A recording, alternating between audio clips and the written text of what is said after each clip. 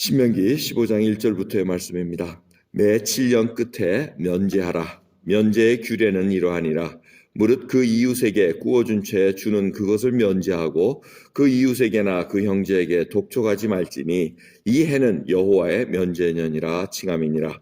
이방인에게는 내가 독촉하려니와 내 형제에게 꾸인 것은 내 손에서 면제해라.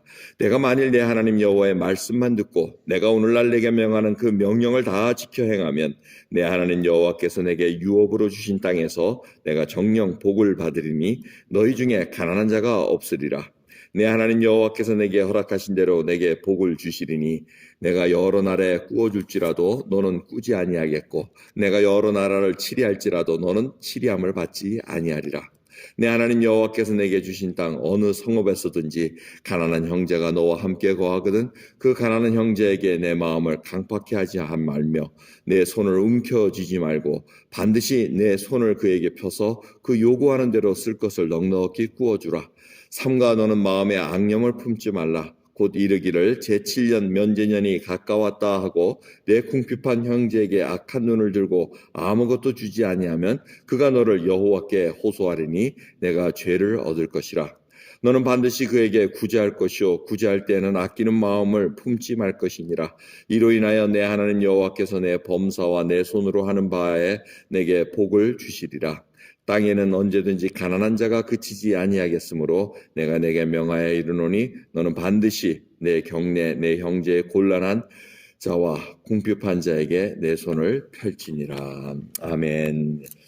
매 7년 끝에 면제해라. 그래서 7년이라면 이 안식년을 얘기합니다. 그래서 7째 해 되는 때 이제 가나안 땅에 딱 들어가가지고 1년, 2년, 3년, 6년 지난 다음에 경작을 한 후에 7년째에는 휴작을 합니다. 쉬라 그럽니다. 토지에 아무것도 심지도 말고 쉬고 그다음에 또 그 해에는 돈을 꾸음을 받은 자들은 이제 면제해주라. 뭐 저다 이 학자들마다 좀 생각이 틀립니다. 뭐 7년 때에 빚 독촉하는 것을 하지 마라. 아니면 저당 잡힌 걸 뭐 어떻게 하지 마라. 뭐 이런 식으로 얘기를 하지만은 문맥상으로 다 보면은 사실은 꾸어준 그 전체액을 다 면제해 주라는 것으로 우리가 이해할 수가 있습니다. 그래서 이 일이 이루어지면은 너희 중에 가난한 자가 없을 거라고 얘기합니다. 왜? 이스라엘 백성들은 지금 성민입니다. 하나님께서 택한 백성들이 지금 살아가야 하는 방법들을 하나씩 얘기해 주십니다.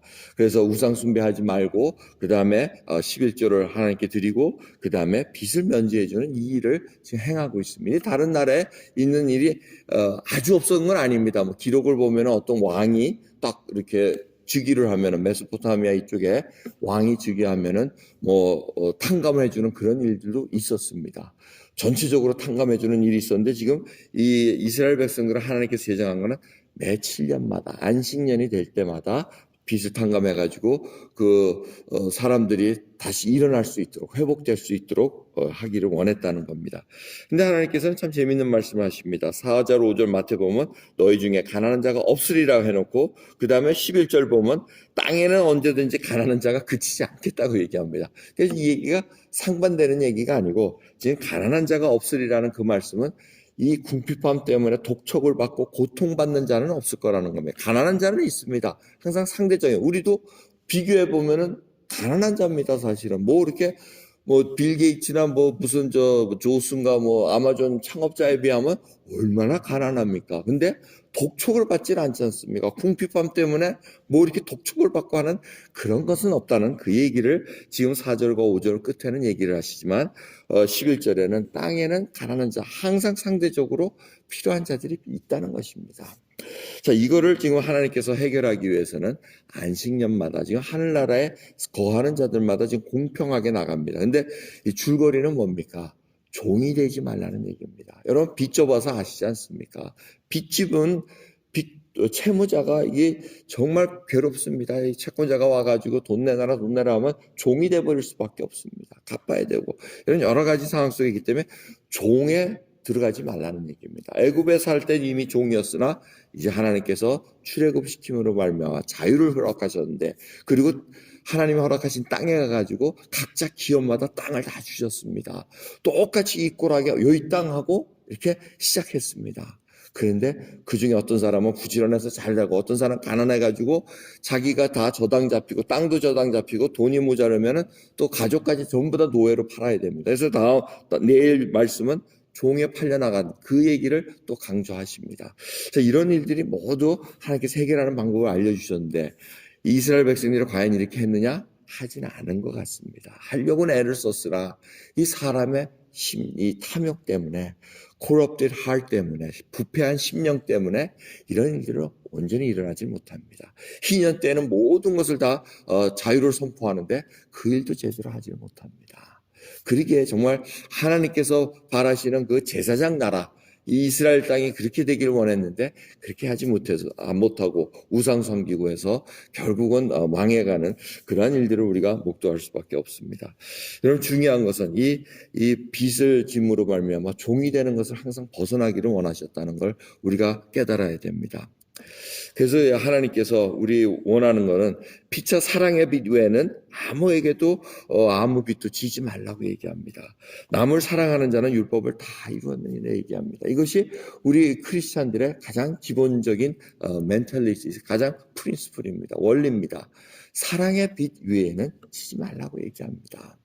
하지만 이 빚을 질 때 제가 몇 번 말씀드렸지만 우리 믿는 자들 사이에 해야 될 것은 정말 있으면 구워줘야 됩니다. 달라 그럴 때 어떻게 상황이 안 좋아서 못할 수는 있지만은 주는 것이 맞고 주어주더라도 뭘 받을 생각을 하지 말아야 됩니다. 돌려주면 감사하고 안 돌려주면 찌었구나가 아니고 구제했구나 이렇게 생각하고 계셔야 된다는 얘기입니다. 그런데 하나님께서 이방인에게는 독촉해도 된다고 얘기합니다. 그 얘기는 뭡니까? 7년 때 이스라엘 백성들은 경작을 할 수가 없었습니다. 토지를 작물을 심어가지고 소득을 낼 수 있는 상황이 아니지만 이방인들은 그런 제도가 없기 때문에 그들은 소득을 창출하기 때문에 이방인이 빚을 졌으면 달라고 얘기할 수 있다는 것을 얘기합니다. 이방인하고 구분한 것이 아니고 상황이 그렇게 됐다는 것을 우리가 이해하고 있어야 된다는 겁니다. 자, 중요한 것은 저희들이 정말 하나님 앞에 우리의 주신 달란트들이 있습니다. 게으른 자는 이건 어떻게 할 수가 없습니다. 가난에 빠질 수밖에 없습니다. 근데 이런 것들이 다 예수 그리스도 안에서 정말 삶의 질서가 잡혀져야 됩니다. 더 이상 죄의 종노릇 하지 말라고 하나님께서 구원을 베풀어 주셨고 우리로 하여금 믿는 자들로 하여금 정말 하나님 앞에 정말 받은 달란트를 잘 활용해서 부지런히 정말 하나님께서 뭘 원하시는가 그 하나님의 영광을 드러내는 일들에 사용이 되어야 된다는 것입니다. 그 일을 통해서 하나님의 영광이 드러나고 자신은 어떠한 종이 되지 않고 물질의 종이 된다든가 무슨 어떤 빚에 대해 가지고 종이 되는 그러한 삶을 사는 것이 아니라 정말 하나님 앞에 자유인으로 진리로 자유케 된 그 놀라운 사람 하나님이 창조하신 그 형상의 모습을 회복된 자로서 온전하지는 않습니다. 부활의 신앙을 가졌지만 정말 우리가 얼마나 스트러글링 합니까? 하나님 앞에 말씀대로 살아가기 위해서는 정말 옛것을 버려야 되는데 버리지 못하고 그냥 계속해서 옛 습성 옛날 못된 것들 그대로 어떻게 하면 그냥 다시 돌아가려는 회귀 성향이 얼마나 많습니까? 그때마다 나의 몸을 쳐 복종하노라라는 그 하나님의 말씀을 기억해야 됩니다. 여러분 또 이렇게 수며시 종로로 타고 싶어하는 그걸로 들어가는 성향이 있습니까? 오늘 아침에 예수 그리스도를 바라보면서 그 성향을 다 제거하시기 바랍니다. 나하고는 상관없다고 선포하시기 바랍니다. 그리고는 하나님 예수 그리스도가 바로 나의 구원자이시오 나의 목자이시오 나의 길이신 것을 만방에 선포함으로 말미암아 진정으로 자유된 자유인으로서 하나님을 섬기는 귀한 복을 누리는 저와 여러분 되기를 간절히 예수 그리스도 이름으로 축원합니다. 기도하겠습니다.